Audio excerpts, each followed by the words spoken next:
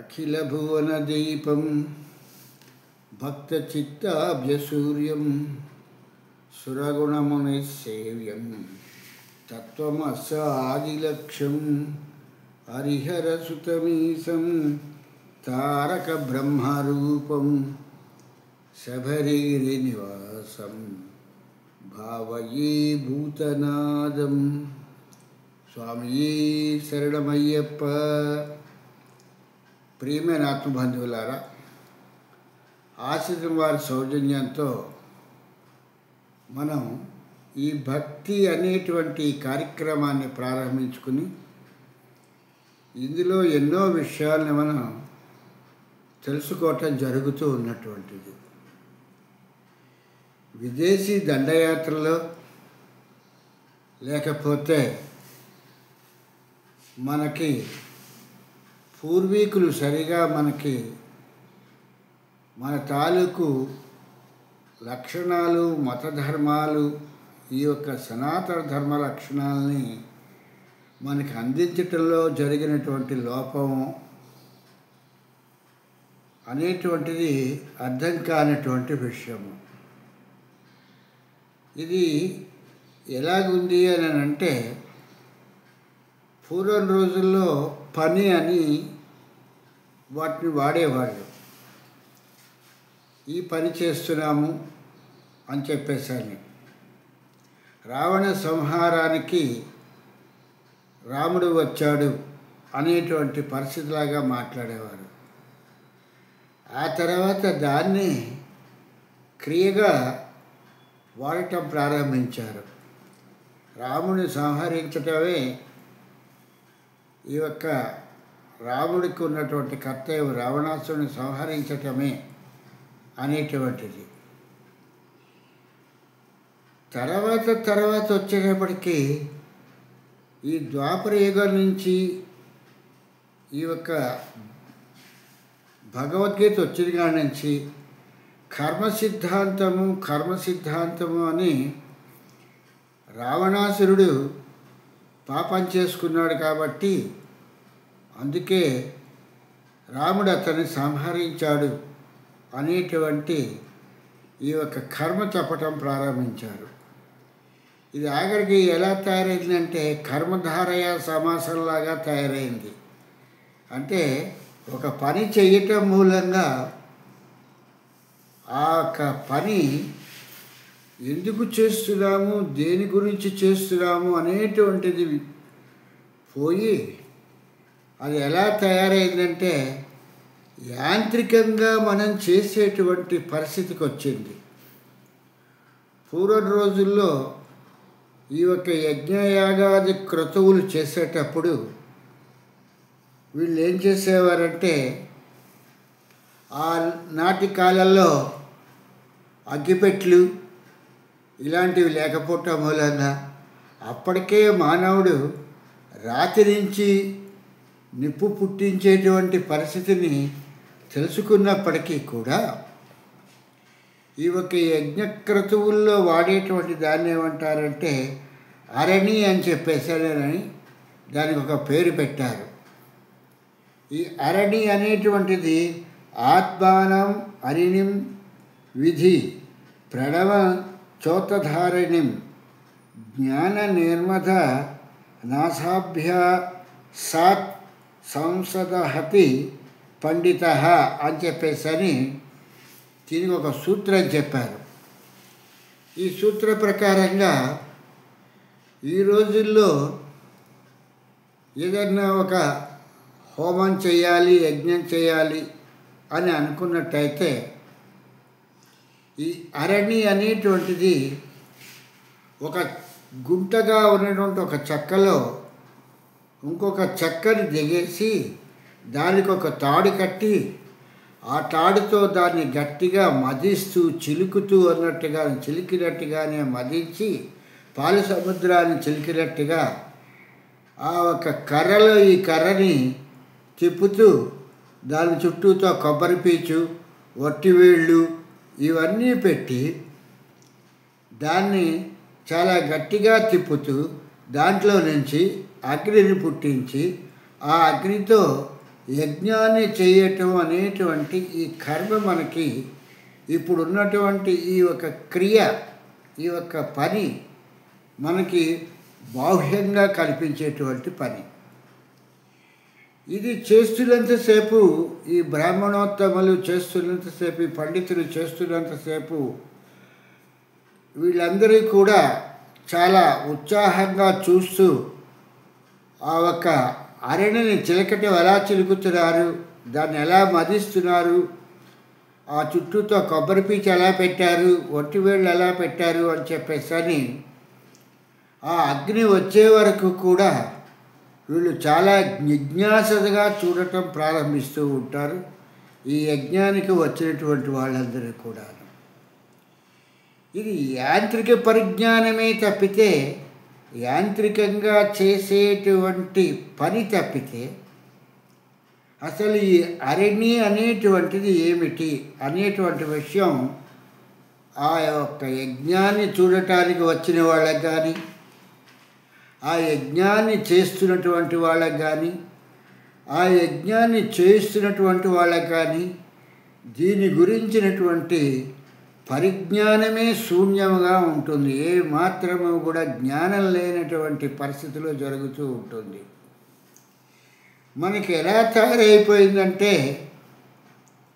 ఈ యొక్క కాలంలో మనం కష్టపడకుండా ఏదైనా సరే ఈజీగా చేసేద్దాము, సులభంగా చేసేద్దాము అనేటువంటి పరిస్థితికి నేటి సమాజం ఉండటం మూలంగా ఈ యొక్క యజ్ఞయాగాది క్రతువులు అనేటువంటివి ఇవి నామమాత్రంగా మాత్రమే ఉండిపోయి ఆర్భాటంగాను హంగామాగాను ఇవి చేస్తున్నారు తప్పితే వీటిని దేని గురించి చేస్తున్నాము అనేటువంటిది మనకి ఒక ఇతిహాసాన్ని తీసుకుని ఆ ఇతిహాసంలో ఉన్నటువంటి విషయాన్ని చెప్పేటువంటి పండితులు కరువైపోయారు. మనకి ఎంతసేపు కూడా ఏదో ఒక కాలక్షేపణ బఠానీలాగా విషయ పరిజ్ఞానాన్ని అసలు కొంచెం కూడా తెలియకుండా మాట్లాడేటువంటి వాళ్ళే తయారయ్యారు తప్పితే విషయ పరిజ్ఞానాన్ని తెలుసుకుని మాట్లాడదాము అనేటువంటిది ఈనాడు కరువైపోయింది. ఈ కఠోపనిషత్తులో యమధర్మరాజు చెప్పినట్టుగా హృద్గృహలో ఉన్నటువంటి ఈ యొక్క చిదగ్ని అనేటువంటి దాన్ని ఎలా చేయాలి అంటే మర్దిస్తే కానీ ఇది రాదు అనేటువంటి విషయాన్ని వీళ్ళు చెప్పటం మానేసి ఇది ఒక క్రియా పద్ధతిగా ఒక పనిలాగా దాన్ని మదించి అన్నట్టుగా దానికి ఒక తాడు కట్టి లాగి చాలా అట్టహాసంగా అన్నట్టుగాను మధ్యలో ఊదుతూ ఆ అగ్నిని ప్రజ్వలింపజేద్దామని చెప్పేసేటువంటి ఇది ఒక క్రియా కార్యక్రమంగా ఉండిపోయింది తప్పితే, అంటే ఒక కర్మలాగా చేస్తున్నారు తప్పితే కర్మకి ప్రతిఫలము అనేటువంటిది, యజ్ఞానికి ప్రతిఫలం ఏంటంటే ఆ యజ్ఞం చేసిన తర్వాత ఏది కోరుకున్నాడో అది రావటం వచ్చేసింది కాబట్టి యజ్ఞ పరిసమాప్తి అయిపోయింది, యజ్ఞం మూలంగా నాకు ఇది లభించింది అని చెప్పి తాత్కాలికమైనటువంటి దాని గురించి అనుకుంటున్నాడు తప్పితే ఈ నచికేతుడికి చెప్పినటువంటి యజ్ఞము అనేటువంటి దాని గురించి ఆలోచించేటువంటి పరిస్థితి ఎవరిలో కూడా కరువైపోయింది. ఈ యొక్క వేదాన్ని చదివినటువంటి వేద పండితుల్లో కూడా అది కరువైపోయింది. ఇది ఒక యాంత్రికంగా చేసేటువంటి పనిగా మాత్రమే మిగిలిపోయింది.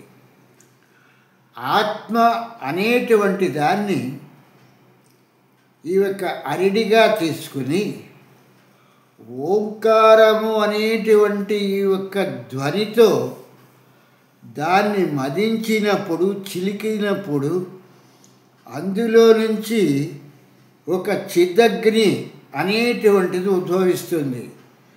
చదివేస్తారు ఇక్కడి నుంచి ఈ చివరి నుంచి ఆ చివరి వరకు కూడా చదివేయమంటే లలితా సహస్రాన్ని శ్రీమాత శ్రీ మహారాజ్ఞి శ్రీమత్ సింహాసనేశ్వరి అని చెప్పి చదువుకుంటూ వెళ్ళిపోతారు.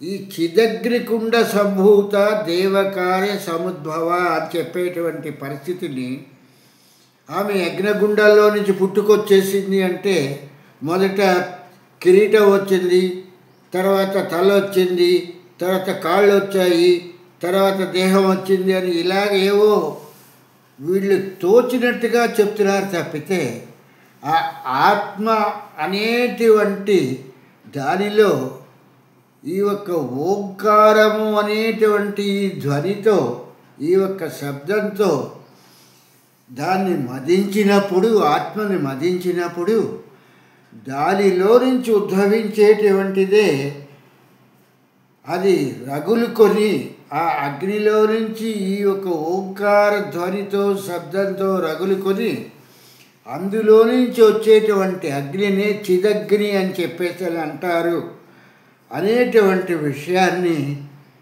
ఏ ఒక్క పండితులు కూడా మనకి విశదీకరించి చెప్పగలిగేటువంటి స్థితిలో లేరు. ఎంతసేపు అరణి అంటే ఒక చెక్కలో ఇంకో చెక్కని దిగేసి దాన్ని గట్టిగా చిలకటమే తప్పితే, దానికి ఒక తాడు కట్టి లాగటమే తప్పితే ఈ యొక్క ఆత్మ అనేటువంటి దాంట్లో ఈ ఓంకారం అనేటువంటి ఈ శబ్దాన్ని దాంట్లో మదించినప్పుడు, పాల సముద్రాన్ని మదిస్తే ఎలాగైతే ఆలాహలము అమృతము పుట్టిందో అలాగే ఆత్మని మదించినప్పుడు ఈ ఓంకారంతో అందులో నుంచి చిదగ్ని అనేటువంటిది పుడుతుంది అనేటువంటి విషయాన్ని వీళ్ళు చెప్పటమే మర్చిపోతున్నారు. ఈ చివరి నుంచి ఆ చివరి వరకు కూడా లలితా సహస్రాన్ని చదవమంటే చదువుతారు. దాంట్లో చాలా రహస్యం అంటారు, రహస్యం అంటే ఏముందో చెప్పలేరు. ఇటువంటి పరిస్థితులన్నింటినీ కూడా తీసుకుని చెప్తున్నటువంటి విషయము. ఈ యొక్క రగిలినటువంటి ఈ యొక్క అగ్ని ఏదైతే ఉందో ఈ యొక్క అగ్ని ఏం చేస్తుంది అనేటువంటిది ఏంటంటే ఈ దేహ ప్రపంచం అనేటువంటి దానిని ఇది ఈ యొక్క అగ్ని అంటుకొని ఈ యొక్క దేహ ప్రపంచం అనేటువంటి దాన్ని, భావాన్ని, వీటన్నింటినీ కూడా అది స్వరూపనాశనం చేసేస్తుంది. అంటే కోరికలు లేకుండా చెయ్యటానికి కావలసినటువంటి మార్గం ఏంటంటే ఆత్మలో ఓంకారం అనేటువంటి ఒక ధ్వనితో దాన్ని మదించినప్పుడు అందులో నుంచి వచ్చినటువంటి ఆ అగ్ని ఈ యొక్క భావాలు, ఈ యొక్క చిత్, సత్ అనేటువంటి వాటిని ఇది నిర్మూలించటానికి ఈ యొక్క అగ్ని వాటికి ప్రయత్నం చేస్తుంది. సత్ అనేటువంటిది ఎప్పుడూ కూడా ఉండేటువంటిది, సర్వకాల సర్వావస్థలందు ఉండేటువంటిది. సత్ అంటేనే బ్రహ్మము అనేటువంటి దాన్ని చెప్పడం జరుగుతూ ఉంటుంది. ఈ చిత్ అనేటువంటిది కంటికి కనిపిస్తూ ఉంటుంది కానీ ఇది ఎల్లకాలము శాశ్వతము కాదు. ఇది ఒకనాటికి ఇది రూపనాశనం చెందుతుంది. ఇది బ్రహ్మంలో అంటే సత్తులో చిత్తు కలిసిపోతుంది అనేటువంటి విషయాన్ని ఇక్కడ మనకి చెప్పేటువంటి నాథుడు కరువయ్యారు.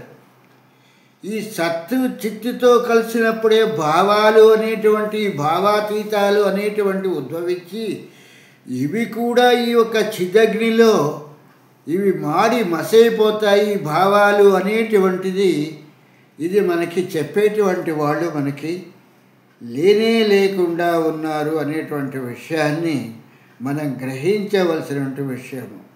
ఈ సత్తు చిత్తుతో కలిసినప్పుడు ఆనందము అనేటువంటిది కంటికి కనిపించేటువంటి చిత్తు ఈ యొక్క నిజమైన దానితో కలిసి మనకి ఒక ఉద్రేకమైనటువంటి ఒక ఆనందాన్ని, అంటే భావాలకు అతీతమైనటువంటి ఒక స్థితిని కల్పిస్తుంది. ఈ యొక్క భావాలకు అతీతమైనటువంటి స్థితిని కల్పించి ఈ యొక్క దీన్ని ఏం చేస్తామంటే ఈ సత్ అనేటువంటిది ఎప్పుడూ శాశ్వతంగా ఉండేటువంటి బ్రహ్మ పదార్థము. ఈ చిత్తు రూపనాశనం అయిపోతుంది, బ్రహ్మలో కలిసిపోతుంది. కనుక ఈ సత్ అనేటువంటి దాన్ని బీజము అనేటువంటి దాన్ని చెప్పటం జరుగుతుంది. ఉదాహరణకి ఒక విత్తనాన్ని తీసుకుని ఒక భూమిలో పాతితే ఆ ఒక విత్తనము రెండుగా విడిపోయి దాంట్లో నుంచి అంకురం వచ్చి అది వృక్షంగా తయారవుతుంది. ఈ వృక్షంగా తయారవటానికి కారణం ఏంటయ్యా అంటే ఈ యొక్క బీజము అనేటువంటిదే దానికి మూలాధారం.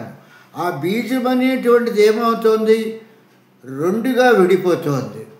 అట్లాగే ఇక్కడ సత్ అనేటువంటి ఈ బీజము ఈ చిత్ అనేటువంటిది ఆనందం అనేటువంటి దాని కింద రెండు భాగాల కింద విడిపోయి అందులో నుంచి వచ్చినటువంటి భావాలన్నీ కూడా మనసుకి ఆనందాన్ని కలిగిస్తున్నట్టుగా అనిపిస్తున్నప్పటికీ కూడా ఆనందము అనేటువంటిది ఇది సత్తుతో కూడి ఉంటుంది తప్పితే చిత్ ఎంతసేపు కూడా ఈ ఆనందాన్ని ఈ యొక్క ఆనందాన్ని శాశ్వతంగా ఇవ్వలేదు అనేటువంటి విషయాన్ని మనం గ్రహించవలసినటువంటి విషయము. ఈ మదించినప్పుడు వచ్చినటువంటిది ఈ యొక్క చిత్ అనేటువంటి ఈ జగత్ అంతా కూడా సత్తులో నుంచే వచ్చిందయ్యా. బీజమనేటువంటి సత్తులో నుంచే ఈ చిత్తు ఆనందము భావాలు అన్నీ కూడా వచ్చాయి. ఈ ప్రపంచమంతా కూడా ఓంకారం అనేటువంటి ధ్వనిలో నుంచే వచ్చింది. ఈ యుగాంతానికి మళ్ళీ ఈ చిత్తు ఈ ఆనందము భావాలు ఈ యొక్క భావ జగత్తు అంతా కూడా అదృశ్యమైపోయి ఇది చిత్తులోనే కలిసిపోతుంది. అంటే ఇవన్నీ కూడా సత్తులో కలిసిపోతాయి కాబట్టి సత్తే బ్రహ్మము బ్రహ్మ పదార్థము అనేటువంటి విషయాన్ని ఇక్కడ మనం తెలుసుకోవలసిన విషయము. అంటే ఇక్కడ ఈ యొక్క యజ్ఞాన్ని చెయ్యమన్నది ఏంటంటే ఈ బాహ్య వస్తువులతో ఈ యొక్క అరణి ఈ యొక్క దాని లోపల ఇంకో కర్రని పెట్టి దాన్ని తిప్పుతూ దాని చుట్టూతో కొబ్బరి పీచు వట్టి వేళ్ళని పెట్టి ఈ యొక్క పదార్థాలతో చేసేటువంటి యజ్ఞం కాదయ్యా. యమధర్మరాజు నచికేతుడికి చెప్పినటువంటి ఈ యొక్క నచికేత విద్యలో ఏంటంటే ఆత్మ అనేటువంటి దాన్ని ఈ ఓంకారం అనేటువంటి శబ్దంతో దాన్ని మదించి దానిలో నుంచి చిదగ్నిని ఉద్భవించ చేసుకుని ఆ అగ్నిలో ఈ యొక్క మనస్సు వీటన్నింటినీ కూడా ఆహుతులు చేసి వాటిని ఈ యొక్క ఆత్మార్పణము అనేటువంటి దీంట్లో స్వాహ అనేటువంటి దాంట్లో ఈ ఒక ఆత్మ అనేటువంటి ఈ యొక్క యజ్ఞగుండంలో చేయవలసినటువంటి పని అని చెప్పని యమధర్మరాజు చెప్పినటువంటి దాన్ని మర్చిపోయి వేదం చెప్పింది అని చెప్పేసి అని రెండు కర్ర ముక్కలు తీసుకొచ్చి ఒక కర్రలో గుంటలాగా చేసి ఇంకో కర్రను అందులో పెట్టి తిప్పి చేతులు పడిపోయేటట్టుగా చిప్పి దాంట్లో నుంచి అగ్ని పుట్టించి ఆ అగ్నిని తీసుకొచ్చి ఈ హోమగుండంలో వేసి ఈ హోమగుండంలోనో యజ్ఞగుండంలోనో వేసి దాంట్లో ఈ యొక్క అన్నము అనేటువంటి మిగిలినటువంటివి ఈ యొక్క కర్రలు ఈ యొక్క సమిదలు ఇవన్నీ కూడా వేసి ఏదో ప్రజలకి చాలా ఆర్భాటము హంగామాగా ఏవో మంత్రతంత్రాలు చదువుతున్నట్లుగా ఒక ధ్వనిని అనేటువంటిది ఒక శబ్దాన్ని క్రియేషన్ చేసి ఇది ఒక 10 మందికి హంగామా చేసేటువంటి విషయం కాదయ్యా. ఈ యొక్క ఆత్మాగ్నితో ఈ యొక్క ఓంకారాన్ని మదించినప్పుడు మాత్రమే ఆ అగ్నిలో ఈ యొక్క భావాలు ఈ యొక్క చిత్తు ఈ యొక్క సత్ అనేటువంటిది ఏదైతే ఉందో ఈ యొక్క ఆత్మకి సంబంధించినటువంటి బ్రహ్మతత్వ స్వరూపము అనేటువంటి విషయాన్ని ఇది తెలుసుకోవలసినటువంటి విషయము. ఇది దేహంలో ఇది ఎప్పుడూ కూడా మదిస్తూ ఉన్నంతసేపు ఈ దేహమందు మదించి తరిచి ఈ యొక్క యజ్ఞాన్ని చేసి ఈ యజ్ఞ ఫలితాన్ని ఈ యొక్క దేహము అనేటువంటిది ఇది పొందాలి అనేటువంటి విషయాన్ని ఈ వేదాలు చెప్పినటువంటి విషయము. ఇక్కడ యూపస్తంభములు అని చెప్పేసరి ఉంటాయి. ఈ ఉపస్తంభములు అనేటువంటిది ఈ యజ్ఞానికి ఉపయోగించేటువంటి స్తంభాలు 21 స్తంభాలు ఉంటాయి. ఈ ఒక్క 21 స్తంభాలతో కూడినటువంటి ఆవరణ అనేటువంటి దాన్ని ఈ ఒక యజ్ఞగుండం చుట్టూతా ఏర్పాటు చేయటం జరుగుతుంది. బిల్వాలతో అంటే ఏకబిల్వం శివార్పణం అని చెప్పినట్టుగా ఈ ఒక త్రిగుణం త్రిగుణాకారం త్రినేచంచ త్రియాయుధం అన్నట్టుగా ఈ 6 రూపస్తంభాలు బిల్వంతో అంటే బిల్వంతో తయారైనటువంటి ఆ ఒక చెట్టు కొమ్మకి తయారైనటువంటివి, చందనంతో తయారైనటువంటివి ఒక 6, మోదుగుతో తయారైనటువంటి ఒక 6, శేషాక అనేటువంటి దాంతో తయారైనటువంటిది 1, దేవదారుతో తయారైనటువంటివి 2, మొత్తం కలిపి ఈ యొక్క యూపస్తంభములని 21గా ఏర్పాటు చేస్తాము ఈ ఒక హోమగుండం చుట్టూతా అనేటువంటి దాన్ని ఇక్కడ తెలుసుకోవలసినటువంటి ఒక ముఖ్యమైనటువంటి విషయము. అలాగే ఈ హోమగుండాన్ని నిర్మించేటప్పుడు కూడా ఈ హోమగుండాల్ని లోపలికి తవ్విన భూమి లోపలికి తవ్విన 3 అడుగులు లోతు తవ్వి 6 అడుగుల వెడల్పుతో ఈ యొక్క హోమగుండాన్ని ఉంచాలి. లేదా ఈ హోమగుండాన్ని కట్టేటప్పుడు 3 అడుగులు ఎత్తు వచ్చేటట్టుగాను 6 అడుగుల వెడల్పు వచ్చేటట్టుగాను 18 ఇటుకలతో మాత్రమే నిర్మించాలి తప్పితే ఏవో ఇటుకలు ఉన్నాయి కదా అని చెప్పేసని వాటిని ఒకదాని మీద ఒకటి పేర్చేసి హోమగుండం చేయటం కాదు. దీనికి సంఖ్యాశాస్త్ర ప్రకారంగా దీనికి ఒక లెక్క ఉందయ్యా. 21 యూపస్తంభాలని పెట్టి యజ్ఞగుండానికి చుట్టూతో ఎలాగైతే ఆవరణ తయారు చేశారో అలాగే ఈ యజ్ఞగుండానికి ఈ యొక్క 18 ఇటుకలతో మాత్రమే ఈ ఒక హోమగుండాన్ని కట్టాలి. 3 అడుగుల లోతుతోనూ లేకపోతే 3 అడుగుల ఎత్తుతోనూ 6 అడుగుల పొడుగు వెడల్పులతో మాత్రమే ఈ యొక్క ఇటుకలతో ఈ ఒక హోమగుండాన్ని నిర్మించాలి. ఈ యొక్క 21 ఏదైతే ఈ యొక్క యూపస్తంభాలు ఉన్నాయో ఈ యూపస్తంభాలకి ఎందుకు ఈ ఉపస్తంభాలని పెట్టారు అనేటువంటి దానికి వచ్చేటప్పటికి ప్రాణపంచకము అనేటువంటిది 5 అంటే ఏకబిల్వం శివార్పణం అని చెప్పిన త్రిగుణం త్రిగుణాకారం త్రినేచంచ త్రియాయుధం త్రిజన్మ పాప సంహారం ఏకబిల్వం శివార్పణం అని చెప్పేసని ఈ యొక్క బిల్వపత్రార్చన చేసేటువంటిది ఏదైతే ఉందో ఈ బిల్వానికి సంబంధించినటువంటిదే ప్రాణానికి సంబంధించినదయ్యా. ఇది ప్రాణపంచకంతో కూడుకుని ఉంటుంది. అలాగే ఈ యొక్క చంద్ర అనేటువంటిది ఒక చందనంతో చేసేటువంటిది ఏదైతే ఉన్నదో ఇది శ్వాసకి మంచి సువాసన ఇస్తుంది కాబట్టి ఇది జ్ఞానేంద్రియాలతో కలిపినట్టు పంచకమైనటువంటి 5 కూడుకుని ఉండేటువంటిది కాబట్టి ఈ యొక్క ప్రాణపంచకంలాగానే జ్ఞానేంద్రియ పంచకాన్ని కూడా ఈ 5తో నిర్మించాలి. అలాగే విషయేంద్రియాలు అనేటివి ఏవైతే ఉన్నాయో ఆ విషయేంద్రియాలకి మోదుగా అనేటువంటి దాంతో ఈ విషయేంద్రియాలకి సంబంధించిన పంచకాన్ని నిర్మించాలి.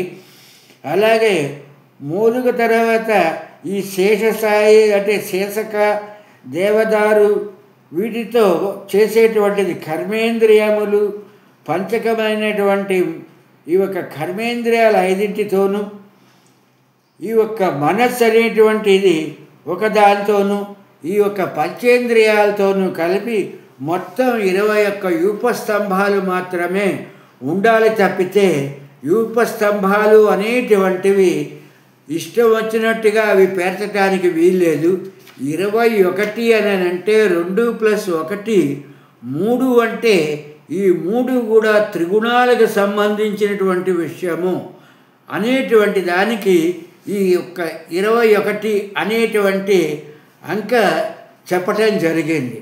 అలాగే 3 × 6 18 అంటే ఈ యొక్క 18కి 1 + 8 9 అనేటువంటి ఈ నవద్వారాలు కలిగినటువంటి దేహము అనేటువంటి విషయాన్ని ఇక్కడ చెప్పటం జరుగుతున్నటువంటి విషయము. ఈ యొక్క 27 అనేటువంటిది దీన్ని పురుషార్థాల్లో ఒకటిగా తీసుకోవలసినటువంటిది అనేటువంటి విషయాన్ని పురుష సూక్తంలో త్రిసప్త సమిధా కృత అని 7 + 3 21 సమిధలుగా చెప్పబడింది. ఇక్కడ మన వాళ్ళు ఏం చేస్తారంటే సమిధలు అని చెప్పేసారంటే క్రియారూపంగా తీసుకుంటే రావి కొమ్మలు, రావి పుల్లలు, మోదుగ పుల్లలు అని చెప్పేసని వీటి గురించి వెళ్ళి వీటి గురించి తాపత్రయపడతారు తప్పితే ఈ జ్ఞానేంద్రియాలు, కర్మేంద్రియాలు వీటికి సంబంధించినటువంటివి ఈ 21 సమిధలుగా చెప్తోంది అనేటువంటి విషయాన్ని మనం ఏమాత్రము కూడా ఆలోచించలేకుండా ఉన్నాము. ఇది 3 కాలాలు, 3 అవస్థలు, 3 దేహములు, 3 గుణములు, ఈ యొక్క సప్త భూమికలు, సప్త ఆవరణలు క్రియాత్మక యజ్ఞంలో దాటాలని ఆధ్యాత్మిక భావన సూచకం ఇది. యజ్ఞం అంటే ఏదో బయటకి చేసేసేటువంటిది, హోమగుండం కట్టేసేసి అందులో కర్రలు వేసేసేసి అంటే ఈ యొక్క సమిధల్ని వేసేసి ఏవో మంత్రాలు అనేటువంటిది ఒక ధ్వనిని అక్కడ ఏర్పాటు చేసి అన్నట్టుగా చేసేటువంటిది కాదయ్యా. ఈ యొక్క దేహానికి కావలసినటువంటిది ఏంటంటే ఈ సమిధలు అనేటువంటివి వేస్తూ 3 కాలాలు, 3 అవస్థలు, 3 దేహములు, కారణ సూక్ష్మ శరీరాలు, 3 గుణములు, 7 సప్తభూమికలు, సప్తావరణలు క్రియాత్మక యజ్ఞంలో దాటాలని ఆధ్యాత్మిక భావన సూచకం ఇది. ఈ యొక్క యజ్ఞగుండాన్ని నిర్మించినప్పుడు అష్టకోణములు, అష్టావరణలు, అష్ట ప్రకృతులు, అష్టదళములుగా గ్రహించాలి.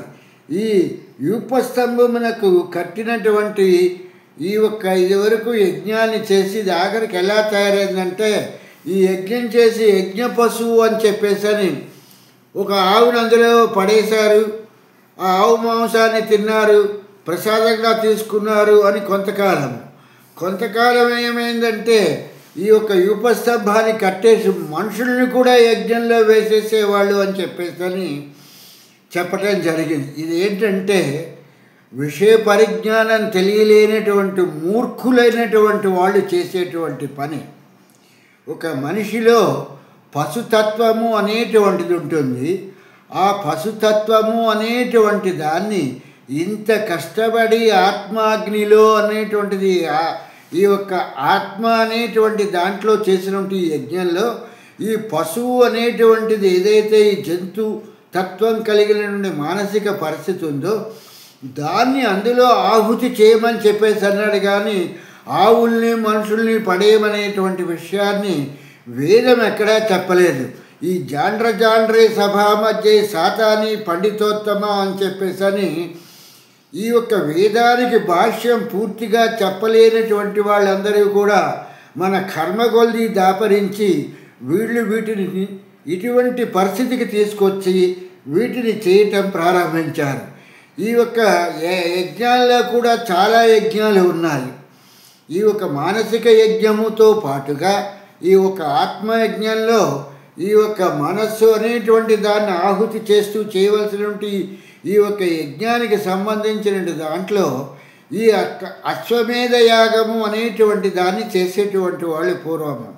అశ్వము అనగా దానికి ఏంటంటే మనస్సుకి సంబంధించినటువంటి విషయము.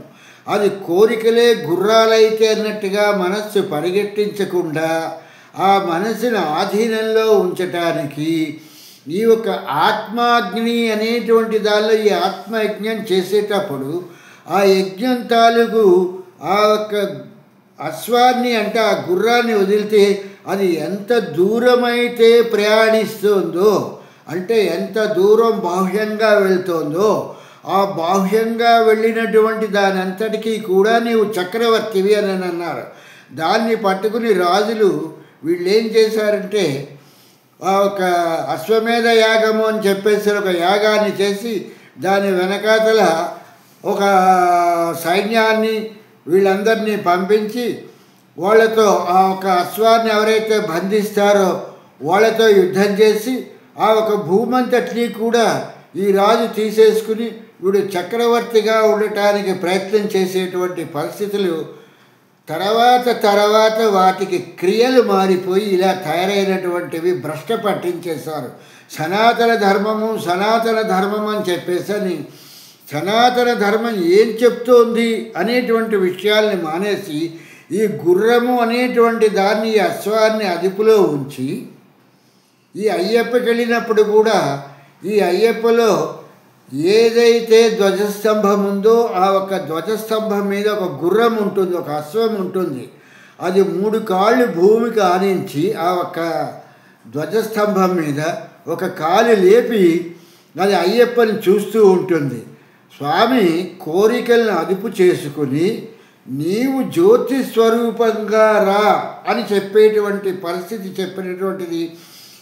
ఇప్పటిదాకా నేను ఏదైతే చెప్తున్నానో ఆత్మ అనేటువంటి దాంట్లో ఈ యొక్క హృద్గృహలో ఉన్నటువంటి ఈ అగ్నిని ప్రజ్వరింపజేసి దాంట్లో ఓంకారము అనేటువంటి దాంతో దీన్ని మదించి ఈ యొక్క యూపస్తంభాలు అనేటువంటి ఈ యొక్క 27 ఇక్కడ ఈ యొక్క దీంట్లో 18 అనేటువంటిది ఈ యజ్ఞగుండానికి చెప్పినటువంటి దానికి తీసుకొచ్చింది ఏంటంటే ఈ యొక్క 18 మెట్లు అనేటువంటి దాన్ని ఇక్కడ చెప్పటం జరిగింది. ఈ యొక్క 18 మెట్లు ఎక్కితే అంటే ఈ యొక్క 6x3 అనేటువంటి 18 సార్లు ఈ యొక్క దేహంతో వీడు ఎప్పుడైతే శబరిమల యాత్ర చేస్తాడో ఆ చేసినటువంటి మనిషి అతని జ్యోతిస్వరూపుడుగా, కోరికలకి భావాలకి అతీతుడుగా సత్ అనేటువంటి దాన్ని తెలుసుకోవటం జరుగుతుంది.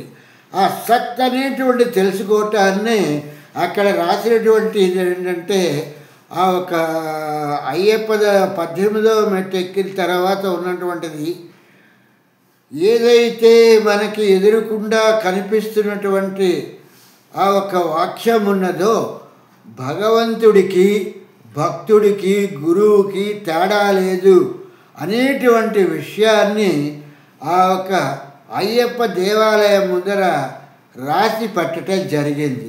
ఇవి మానేసేసి క్రియలుగా మనం ఎంతకాలం వీటిని చేసినప్పటికీ కూడా దీని మూలంగా మనకి ఏ విధమైనటువంటి ఫలితము మనం పొందలేము. ఈ యజ్ఞయాగాది క్రతువులు ఆర్భాటంగా బయట ఈ ఇటుకలతో హోమగుండాలు కట్టి అందులోకి తీసుకొచ్చి రావి ఒక మిగిలినటువంటి వాటి తాలూకు ఈ యొక్క సమిదల్ని వేసి అందులో ఈ అన్నము ఈ యొక్క మిగిలినవన్నీ కూడా వేసి ఈ యొక్క యజ్ఞాన్ని చేస్తూ ఉంటే మనం ఎప్పటికీ కూడా తత్వమసి అనేటువంటి పదానికి అర్థాన్ని మనం తెలుసుకోలేము. ఇటువంటి విషయాలన్నింటినీ కూడా ఈ యొక్క రామాయణం అనేటువంటి ఒక గ్రంథంలో ఈ యొక్క వాల్మీకి అనేటువంటి మహర్షి రాసి పెట్టినటువంటి సౌజ్ఞకి సంబంధించినటువంటి ఇది బ్రహ్మ విద్యా సాంప్రదాయానికి సంబంధించినటువంటి విషయాలు. ఇవి ఏవీ తెలియకుండా మేము రామాయణాన్ని చెప్పేస్తాము అని చెప్పేసి అంటే ఆ ఒక పుత్రకామేష్టి అనేటువంటి ఒక యాగాన్ని చేసినటువంటి ఒక యజ్ఞాన్ని చేసినటువంటి దశరథుడు అనేటువంటి వాడు ఆత్మతో సమానము. ఆత్మనే దశరథుడు చెప్తున్నాము కనుక ఇలాంటి విషయాలన్నింటినీ కూడా వాల్మీకి సంక్షిప్తంగా ఆ ఒక్క రామాయణంలో పట్టడం జరిగింది. ఇటువంటివి బ్రహ్మ విద్యా సాంప్రదాయానికి సంబంధించినటువంటి గురువులు మాత్రమే చెప్తారు తప్పితే మిగిలినటువంటి వాళ్ళందరూ కూర్చుని ఏం చెప్తారంటే పుత్రకామేష్టి యజ్ఞం చేశారు, అందులోంచి యజ్ఞపురుషుడు వచ్చి ఆ ఒక పరవాణాన్ని ఇచ్చాడు అని ఇటువంటి మాటలు చెప్తారు. ఇటువంటివి ఎవరన్నా ఒక విదేశీయుడు ఏదైనా ప్రశ్నిస్తే దానికి ఒక్కడు నోరు విప్పి సమాధానం చెప్పలేరు. ఘనాపాఠీలమని ఇంకో పాఠీలమని కూర్చున్నటువంటి వాళ్ళు వేదంలో ఏం చెప్పబడుతోంది, ఈ యొక్క అరణి అంటే ఏమిటి అనేటువంటి విషయాన్ని తీసుకుని ఈ యొక్క అరణికి వేదం ఏం చెప్పింది అనేటువంటిది ఆత్మానం హరిణిం విధి ప్రణవం చోత్తరారణీయం జ్ఞాన నిర్మదానాభ్యాసత్ వసన్ దహతి పండిత. పండితుడైనటువంటి వాడు చేయవలసినటువంటిది అంటే ఆత్మ అనేటువంటి అరణిని విధి ప్రణవం, ఈ యొక్క ప్రణవం అనేటువంటి ఓంకార అక్షరంతో దీన్ని మదించాలి అనేటువంటి విషయాన్ని ఈ యొక్క వాల్మీకి మహర్షి చెప్పినటువంటి విషయము. కనుక ఇటువంటి విషయాలన్నీ మనం తెలుసుకోవాలంటే ఆ వెంకటనాథుడి అనుగ్రహంతో బ్రహ్మ విద్యా సాంప్రదాయానికి సంబంధించినటువంటి గురువులు ఉన్నప్పుడు మాత్రమే మనం తెలుసుకుంటాము. అంతవరకు కథలుగా చెప్పేటువంటి ఈ పండితులమని చెప్పేసినటువంటి ఈ పామరుల దగ్గర నుంచి కథలు మాత్రము మనం నేర్చుకుంటాము. కనుక స్వామి శరణం, స్వామి శరణం, స్వామియే శరణమయ్యప్ప.